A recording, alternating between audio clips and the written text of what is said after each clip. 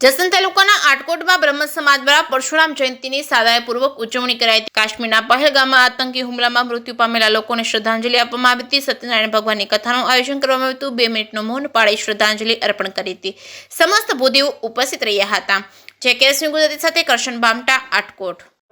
આજરોજ Shri bhudev charitable trust Atkot દ્વારા પરશુરામ ભગવાનના જન્મોત્સવ નિમિત્તે દર વર્ષની જેમ અમે આયોજન કરતા હોય છે, પણ દર વર્ષે અમે શોભાયાત્રા ભવ્ય શોભાયાત્રા કાઢીએ છીએ, ડીજેના તાલે નાચતા આવતા હોઈએ છીએ।